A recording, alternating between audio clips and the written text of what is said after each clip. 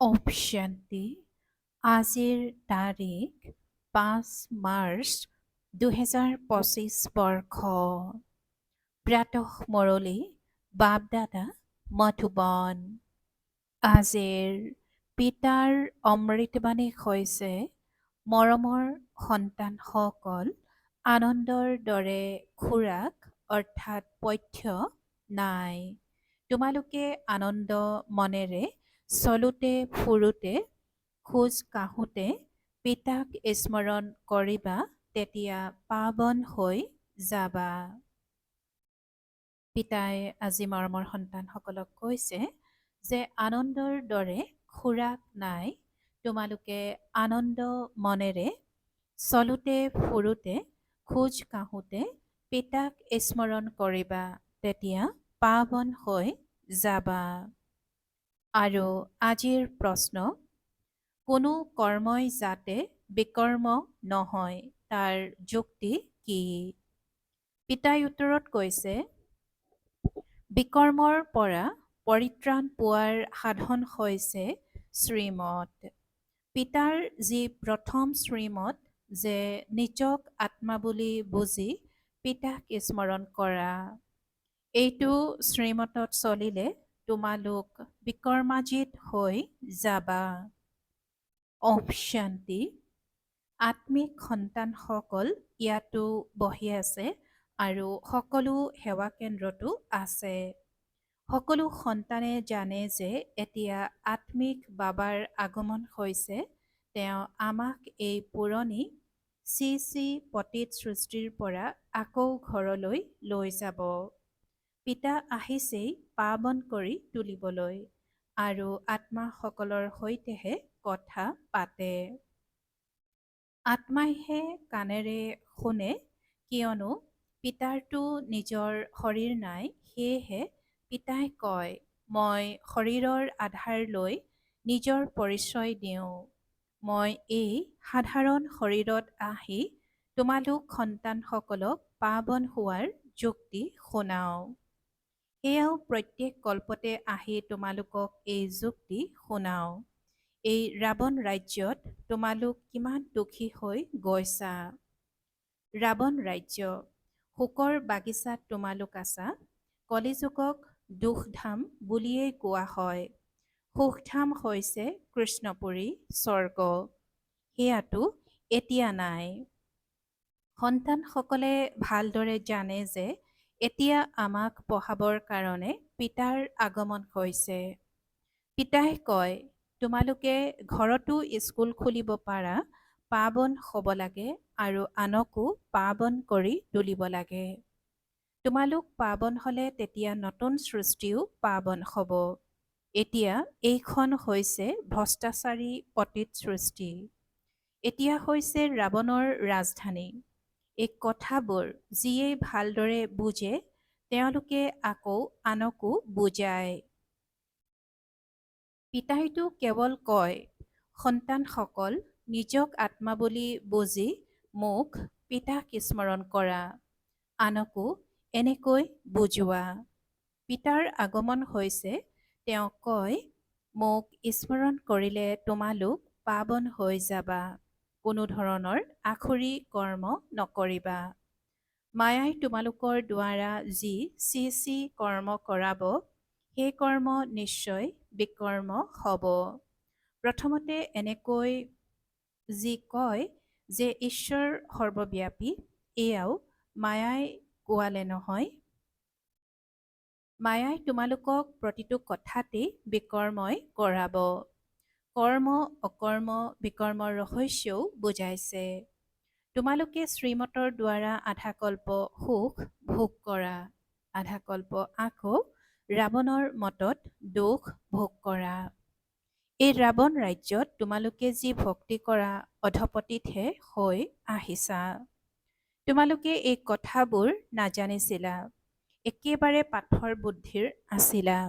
পাথৰ বুদ্ধি আৰু পাৰস বুদ্ধি বুলি কোৱা নহয়।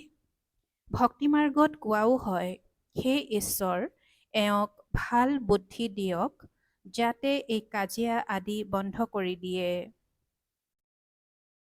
তোমালোক সন্তানসকলে জানা যে বাবাই এতিয়া আমাক বৰ ভাল বুদ্ধি দি আছে। বাবাই কয়, মৰমৰ সন্তানসকল, তোমালোক আত্মা যি পতিত হৈ গৈছা, স্মৃতিৰ যাত্ৰাৰে এতিয়া পাৱন হ'ব লাগে। লাগিলে ঘূৰা ফুৰা পিতাৰ স্মৃতিত তোমালোকে যিমানেই খোজকাঢ়ি নোযোৱা, তোমালোকে শৰীৰকো পাহৰি যাবা। গায়ন কৰা হয় নহয় যে আনন্দৰ দৰে খোৰাক অৰ্থাৎ পথ্য নাই। মনুষ্যই ধন উপাৰ্জনৰ কাৰণে কিমান দূৰ দূৰণিলৈ আনন্দ মনেৰে যায়, ইয়াত তোমালোক কিমান ধনৱান সম্পত্তিৱান হৈ যোৱা। পিতাই কয়, মই কল্পই কল্পই আহি তোমালোক আত্মাসকলক নিজৰ পৰিচয় দিওঁ। এই সময়ত সকলো পতিত যিসকলে আহ্বান জনাই থাকে যে পাৱন কৰি তুলিবলৈ আহক। আত্মাইহে পিতাক আহ্বান জনায়। ৰাৱণ ৰাজ্যত শোকৰ বাগিচাত সকলো দুখী। গোটেই সৃষ্টিতেই ৰাৱণ ৰাজ্য। এই সময়ত সৃষ্টিয়েই তমোপ্ৰধান। শতপ্ৰধান দেৱতাসকলৰ চিত্ৰ সন্মুখত আছে। গায়নো তেওঁলোকৰেই কৰা হয়। শান্তিধাম সুখধামত যোৱাৰ কাৰণে মনুষ্যই কিমান মগজ খটুৱাই থাকে, এইটো জানো কোনোবাই জানে? ভগৱানে কেনেকৈ আহি আমাক ভক্তিৰ ফল দিব? তোমালোকে এতিয়া বুজি পোৱা যে আমি ভগৱানৰ পৰা ফল পাই আছোঁ। ভক্তিৰ দুটা ফল, এটা হ'ল মুক্তি, দ্বিতীয়টো জীৱন মুক্তি। এয়া বুজিবলগীয়া অতি গহ্য কথা। যিসকলে আৰম্ভণিৰ পৰা বহুত ভক্তি কৰিছে, তেওঁলোকে জ্ঞান ভালকৈ ধাৰণ কৰিব, তেতিয়া ফলো ভাল প্ৰাপ্তি হ'ব। ভক্তি যদি কম কৰিছে, তেন্তে জ্ঞানো কমকৈ ধাৰণ কৰিব, ফলো কমকৈ পাব। হিচাপ আছে নহয়, পদ ক্ৰমানুসৰি হয়। পিতাই কয়, মোৰ হৈ যদি বিকাৰত অধপতিত হোৱা, তাৰ মানে মোক এৰিলা। একেবাৰে তলত গৈ পৰিবা। কিছুমানটো অধপতিত হৈও আকৌ থিয় হৈ যায়, কিছুমানটো একেবাৰে গাঁতত পৰি যায়। বুদ্ধি একেবাৰে শুধৰণি নহয়।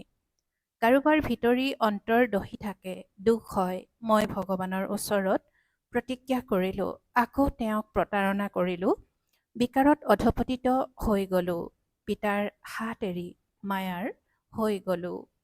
তেওঁলোকে আকৌ বায়ুমণ্ডলেই নষ্ট কৰি দিয়ে, অভিশপ্ত হৈ যায়। পিতাৰ লগত ধৰ্মৰজাও আছে নহয়। সেই সময়ত গম পোৱা নাযায় যে আমি কি কৰোঁ, পাছত অনুতপ্ত হয়। এনেকুৱা বহুত আছে, কাৰোবাক হত্যা কৰে, তেতিয়া কাৰাগাৰলৈ যাবলগীয়া হয়। তেতিয়া অনুতপ্ত হয়, অনাহকতে তেওঁক হত্যা কৰিলোঁ। ক্ৰোধৰ বশৱৰ্তী হৈ বহুতে মাৰেও। এনেকুৱা অনেক খবৰ বাতৰি কাকতত প্ৰকাশ পায়। তোমালোকেতো বাতৰি কাকত নপঢ়া। সৃষ্টিত কি কি হৈ আছে তোমালোকে গম নোপোৱা। দিনে প্ৰতিদিনে পৰিস্থিতি বেয়া হৈ গৈ থাকে। চিৰি তললৈ নামিবই লাগে। তোমালোকে এই ড্ৰামাৰ ৰহস্যক জানা। বুদ্ধিত এইটো আছে যে আমি বাবাকহে স্মৰণ কৰিম। এনেকুৱা কোনো ধৰণৰ চি কৰ্তব্য কৰিব নালাগে, যাৰ দ্বাৰা ৰেজিষ্টাৰ নষ্ট হৈ যায়। পিতাই কয়, মই তোমালোকৰ শিক্ষক নহয় জানো? শিক্ষকৰ ওচৰত বিদ্যাৰ্থীৰ পঢ়াৰ আৰু চাল চলনৰ ৰেকৰ্ড নাথাকে জানো? কাৰোবাৰ চাল চলন বহুত ভাল, কাৰোবাৰ কম ভাল, আৰু কাৰোবাৰ একেবাৰে বেয়া। ক্ৰমানুসৰি হয় নহয়। এয়াও পৰম পিতাই কিমান উচ্চ পাঠ পঢ়ায়। তেওঁ প্ৰত্যেকৰে চাল চলনৰ বিষয়ে জানে। তোমালোকে নিজেও জানিব পাৰা। মোৰ এইটো বেয়া অভ্যাস আছে, সেইকাৰণে মই অনুতীৰ্ণ হৈ যাম। বাবাই প্ৰতিটো কথা স্পষ্ট কৰি বুজায়। ভালদৰে পাঠ নপঢ়িলে, কাৰোবাক দুখ দিলে দুখী হৈ মৰিবা, পদো ভ্ৰষ্ট হ'ব, শাস্তিও বহুত খাবা। মৰমৰ সন্তানসকল, নিজৰ লগত আনৰো ভাগ্য গঢ়িবলৈ হ'লে দয়াশীলতাৰ সংস্কাৰ ধাৰণ কৰা। যেনেকৈ পিতা দয়াশীল, সেইবাবে শিক্ষক হৈ তোমালোকক পঢ়ায়। কিছুমান সন্তানে ভালদৰে পঢ়ে আৰু পঢ়ায়। এই ক্ষেত্ৰত দয়াশীল হ'বলগীয়া হয়। শিক্ষক দয়াশীল নহয় জানো? উপাৰ্জনৰ পথ দেখুৱাই যে কেনেকৈ তোমালোকে ভাল পদমৰ্যাদা পাব পাৰা। সেই পঢ়াতটো অনেক প্ৰকাৰৰ শিক্ষক থাকে। ইয়াত এজনেই শিক্ষক। পঢ়াও এটাই, মনুষ্যৰ পৰা দেৱতা হোৱাৰ। ইয়াত মুখ্য হ'ল পবিত্ৰতাৰ কথা। সকলোৱে পবিত্ৰতাই বিচাৰে। পিতাইটো ৰাস্তা দেখুৱাই আছে, কিন্তু যাৰ ভাগ্যতে নাই তেওঁ কি পুৰুষাৰ্থ কৰিব পাৰিব?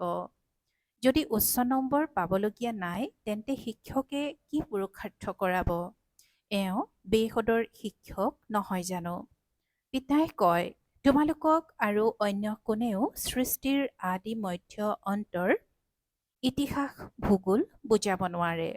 তোমালোকক সকলো বেসদৰ কথা বুজোৱা হয়। তোমালোকৰ হৈছে বেসদৰ বৈৰাগ্য। এয়াও তোমালোকক শিকাওঁ, যিহেতু পতিত সৃষ্টিৰ বিনাশ পাৱন সৃষ্টি স্থাপনা কৰিবলগীয়া হয়। সন্ন্যাসীটো হৈছে নিবৃত্তি মাৰ্গৰ। বাস্তৱত তেওঁলোকতো জংঘলত থাকিব লাগে। প্ৰথমতে ঋষি মুনি আদি সকলো জংঘলত আছিল। তেওঁলোকৰ শতপ্ৰধান শক্তি আছিল, মনুষ্যক আকৰ্ষণ কৰিছিল। কোনো কোনো ক্ষেত্ৰত জুপুৰিত গৈও তেওঁলোকক ভোজন দি আহিছিল। সন্ন্যাসীসকলৰ কেতিয়াও মন্দিৰ সজা নহয়। পিতাই কৈছে যে সন্ন্যাসীসকলৰ কেতিয়াও মন্দিৰ সজা নহয়। মন্দিৰ সদায় দেৱতাসকলৰহে সাজে। তোমালোকে কোনো ভক্তি নকৰা। তোমালোক যুগযুক্ত হৈ থাকা। তেওঁলোকৰ জ্ঞানেই হৈছে ব্ৰহ্মতত্ত্বক স্মৰণ কৰাৰ। কেৱল ব্ৰহ্মত লীন হৈ যাব বিচাৰে। কিন্তু পিতাৰ বাহিৰে অন্য কোনেওতো তললৈ অৰ্থাৎ তালৈ লৈ যাব নোৱাৰে। পিতাই কৈছে যে তোমালোক যুগযুক্ত হৈ থাকা। তেওঁলোকৰ জ্ঞানেই হৈছে ব্ৰহ্মতত্ত্বক স্মৰণ কৰাৰ। কেৱল ব্ৰহ্মত লীন হৈ যাব বিচাৰে, কিন্তু পিতাৰ বাহিৰে অন্য কোনেওতো তালৈ লৈ যাব নোৱাৰে। পিতা সংগম যুগতে আহি দেৱী দেৱতা ধৰ্ম প্ৰতিষ্ঠা কৰে। বাকী সকলো আত্মা উভতি যায়। কিয়নো তোমালোকৰ কাৰণে নতুন সৃষ্টিৰ প্ৰয়োজন হয় নহয়। পুৰণি সৃষ্টিৰ একোৱেই থকা উচিত নহয়। তোমালোক গোটেই সৃষ্টিৰ মালিক হোৱা। ইয়াতো তোমালোকে জানা যে যেতিয়া আমাৰ ৰাজ্য আছিল, তেতিয়া গোটেই বিশ্বত আমিয়েই আছিলোঁ। অন্য কোনো খণ্ড নাছিল। তাত বহুত মাটি থাকে। ইয়াত কিমান মাটি, তথাপি সমুদ্ৰক শুকুৱাই মাটি উলিয়াই থাকে। কিয়নো মনুষ্য বাঢ়ি গৈ থাকে। এই মাটি শুকোৱা আদি বিদেশীসকলৰ পৰা শিকিছে। মুম্বাই অৰ্থাৎ এতিয়া মুম্বাই আগতে কি আছিল, পাছলৈ নাথাকিব। বাবাটো অনুভৱী হয়। উদাহৰণস্বৰূপে ভূমিকম্প হ'লে নাইবা ধাৰাসাৰ বৰষুণ হ'লে তেতিয়া কি কৰিব? বাহিৰলৈতো ওলাব নোৱাৰিব।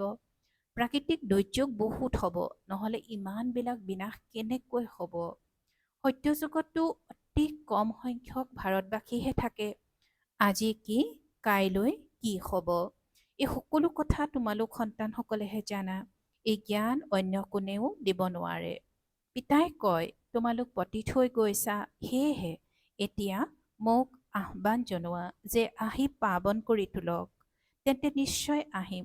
তেতিয়াহে পাৱন সৃষ্টি স্থাপনা হ'ব নহয়। তোমালোক সন্তানসকলে জানা যে বাবাৰ আগমন হৈছে। কিমান ভাল যুক্তি শুনাই ভগৱানুবাচ, অৰ্থাৎ ভগৱানে কয়, মনমনা ভৱ। দেহ সহিত দেহৰ সকলো সম্বন্ধ এৰি মামেকম অৰ্থাৎ কেৱল মোক স্মৰণ কৰা। ইয়াতেই পৰিশ্ৰম কৰিবলগীয়া হয়। জ্ঞানটো বহুত সহজ। সৰু ল'ৰা ছোৱালীয়েও তৎক্ষণাৎ স্মৃতিত ৰাখি ল'ব। বাকী নিজক আত্মা বুলি বুজা আৰু পিতাক স্মৰণ কৰা, সেইটো অসম্ভৱ। ডাঙৰৰ বুদ্ধিতেই স্থায়ী হৈ নাথাকে, তেন্তে সৰুসকলে কেনেকৈ স্মৃতিত ৰাখিব পাৰিব? যদিও শিৱ বাবা বুলি কয়, কিন্তু বুদ্ধিহীন হয় নহয়। ময়ো বিন্দু, বাবাও বিন্দু। এইটো স্মৃতিলৈ আনিবলৈ কঠিন লাগে। এয়াই যথাৰ্থ ৰীতিৰে স্মৰণ কৰিব লাগে। স্থূল বস্তুটো নহয়। পিতাই কয়, যথাৰ্থ ৰূপত মই বিন্দু হওঁ, সেয়েহে মই যি হওঁ, যেনেকুৱা হওঁ তেনেকৈয়ে স্মৰণ কৰা। ইয়াৰ বাবে বহুত যত্ন কৰিবলগীয়া হয়। তেওঁলোকেতো কৈ দিয়ে পৰমাত্মা হৈছে ব্ৰহ্মতত্ত্ব আৰু আমি কওঁ তেওঁ একেবাৰে বিন্দু। ৰাতি দিনৰ পাৰ্থক্য নাই জানো? ব্ৰহ্মতত্ত্ব হৈছে য'ত আমি আত্মাসকল থাকোঁ, তাকেই পৰমাত্মা বুলি কৈ দিয়ে। বুদ্ধিত এইটো থকা উচিত, মই আত্মা, বাবাৰ সন্তান, মই কাণেৰে শুনো, বাবাই এই মুখেৰে শুনাই যে মই পৰম আত্মা, একেবাৰে সিপাৰৰ নিবাসী। তোমালোকো একেবাৰে সিপাৰে থাকা, কিন্তু জন্ম মৃত্যুত আহা আৰু মই নাহোঁ। তোমালোকে এতিয়া নিজৰ ৮৪ জন্মকো বুজিছা, পিতাৰ ভূমিকাকো বুজিছা। আত্মা কোনো সৰু ডাঙৰ নহয়, বাকী লৌহ যুগত আহিলে মলিয়ন হৈ যায়। ইমান সূক্ষ্ম আত্মাত গোটেই জ্ঞান আছে। পিতাও সিমানেই সূক্ষ্ম নহয় জানো? কিন্তু তেওঁক পৰম আত্মা বুলি কোৱা হয়। তেওঁ জ্ঞানৰ সাগৰ, তোমালোকক আহি বুজায়। এই সময়ত তোমালোকে যি পঢ়ি আছা সেয়া কল্প পূৰ্বেও পঢ়িছিলা, যাৰ দ্বাৰা তোমালোক দেৱতা আছিলা। তোমালোকৰ মাজত দুৰ্ভগীয়া সেইজন যি পতিত হৈ নিজৰ বুদ্ধি মলিয়ন কৰি দিয়ে, কিয়নো তেওঁ ধাৰণা কৰিব নোৱাৰে। ভিতৰি অন্তৰ দহি থাকিব, আনক পবিত্ৰ হ'বলৈ ক'ব নোৱাৰিব। ভিতৰি বুজি পায় মই পাৱন হ'বলৈ গৈ পৰাজিত হৈ গ'লোঁ। যি উপাৰ্জন কৰিলোঁ সকলো হেৰুৱাই পেলালোঁ। পাছত উঠিবলৈ অৰ্থাৎ উন্নতি কৰিবলৈ বহুত সময় লাগি যায়। এটা ঘোচাই বহুত আঘাত কৰি দিয়ে, ৰেজিষ্টাৰ নষ্ট হৈ যায়। পিতাই ক'ব, তুমি মায়াৰ হাতত পৰাজিত হ'লা, তুমি দুৰ্ভগীয়া, মায়াজিত, জগতজিত হ'ব লাগে। জগতজিত বুলি মহাৰজা মহাৰাণীকহে কোৱা হয়, প্ৰজাক জানো তেনেকৈ ক'ব। এতিয়া দৈবী স্বৰ্গৰ স্থাপনা হৈ আছে। নিজৰ কাৰণে যি কৰিবা সেয়াই পাবা। যিমানে পাৱন হৈ আনকো পাৱন কৰি তুলিবা, সেই অনুসৰিয়ে তাৰ ফল পাবা। যেনেকৈ বহুত দান কৰোঁতাই ফলো পায় নহয়, দান কৰোঁতাজনৰ নামো হয়। পৰৱৰ্তী জন্মত অলপ সময়ৰ বাবে সুখ পায়। ইয়াত হৈছে ২১ জন্মৰ কথা। পাৱন সৃষ্টিৰ মালিক হ'ব লাগে। যিসকল পাৱন হৈছিল তেওঁলোকেই হ'ব। আগবাঢ়ি গৈ থাকোঁতে মায়াই চৰ মাৰি একেবাৰে বগৰাই পেলায়। মায়ায়ো কম শক্তিশালী নহয়। পিতাই কৈছে যে মায়া কম শক্তিশালী নহয়। ৮ৰ পৰা ১০ বছৰ পবিত্ৰ হৈ থাকিল। পবিত্ৰতাৰ কাৰণে কাজিয়া হ'ল, আনকো অধপতিত হোৱাৰ পৰা ৰক্ষা কৰিলে আৰু পাছত নিজেই অধপতিত হৈ গ'ল। ভাগ্য বুলিয়েই কোৱা হ'ব নহয়। পিতাৰ হৈ আকৌ মায়াৰ হৈ যায়, পিতাৰ হৈ আকৌ মায়াৰ হৈ যায়, তেন্তে শত্ৰু হৈ নগ'ল জানো?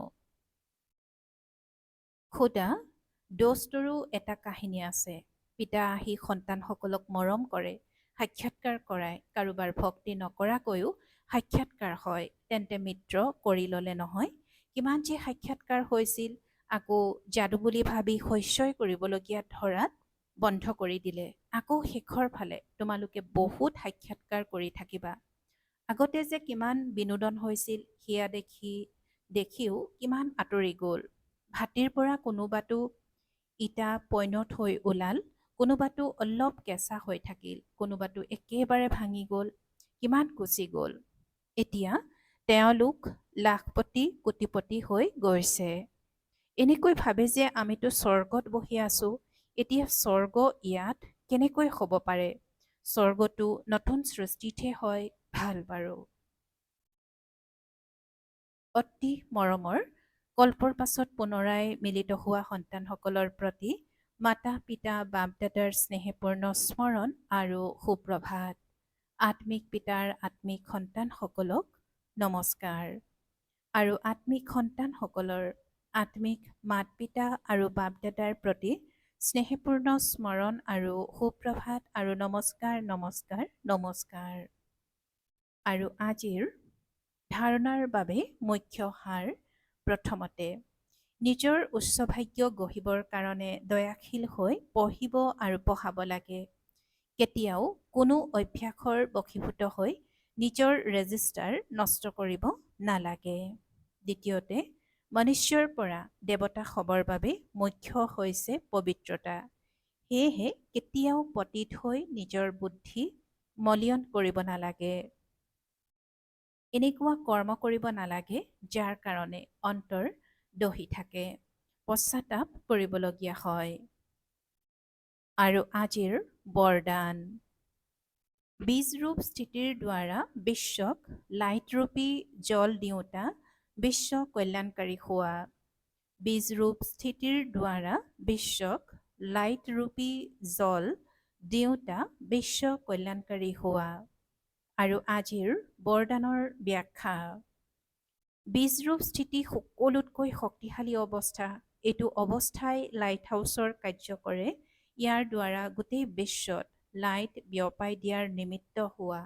যেনেকৈ বীজৰ দ্বাৰা স্ৰোতঃ গোটেই বৃক্ষজোপাই পানী পাই যায়, তেনেকৈ যেতিয়া বীজৰূপ অৱস্থাত স্থিৰ হৈ থকা, তেতিয়া বিশ্বই লাইটৰূপী জল পাই যায়। কিন্তু গোটেই বিশ্বলৈকে নিজৰ লাইট বিয়পাই দিবৰ বাবে বিশ্ব কল্যাণকাৰীৰ শক্তিশালী অৱস্থা লাগে। ইয়াৰ বাবে লাইট হাউচ হোৱা অৰ্থাৎ বাল্ব নহয়। প্ৰতিটো সংকল্পত স্মৃতি থাকিব লাগে যে গোটেই বিশ্বৰ কল্যাণ হওক। আৰু আজিৰ শ্লোগান। খাপ খুৱাই লোৱাৰ শক্তিয়ে স্পৰ্শকাতৰ সময়ত সন্মান সহকাৰে উত্তীৰ্ণ কৰাই দিব। ওম শান্তি। আৰু আজিৰ অব্যক্ত সংকেত। সত্যতা আৰু সভ্যতাৰূপী সংস্কৃতি ধাৰণ কৰিবলৈ আজিৰ অব্যক্ত সংকেত। পৰমাত্ম প্ৰত্যক্ষতাৰ আধাৰ হৈছে সত্যতা। সত্যতাৰেই প্ৰত্যক্ষতা হ'ব। এটা নিজৰ স্থিতিৰ সত্যতা, দ্বিতীয়তে সেৱাৰ সত্যতা। সত্যতাৰ আধাৰ হৈছে স্বচ্ছতা আৰু নিৰ্ভয়তা। এই দুয়োটা ধাৰণাৰ আধাৰত সত্যতাৰ দ্বাৰা পৰমাত্ম প্ৰত্যক্ষতাৰ নিমিত্ত হোৱা। সত্যতাৰ আধাৰ হৈছে স্বচ্ছতা আৰু নিৰ্ভয়তা। এই দুয়োটা ধাৰণাৰ আধাৰত সত্যতাৰ দ্বাৰা পৰমাত্ম প্ৰত্যক্ষতাৰ নিমিত্ত হোৱা। যিকোনো প্ৰকাৰৰ অস্বচ্ছতা অৰ্থাৎ সত্যতাৰ অলপো অভাৱ হ'লে কৰ্তব্যৰ সিদ্ধি হ'ব নোৱাৰে। ওম শান্তি।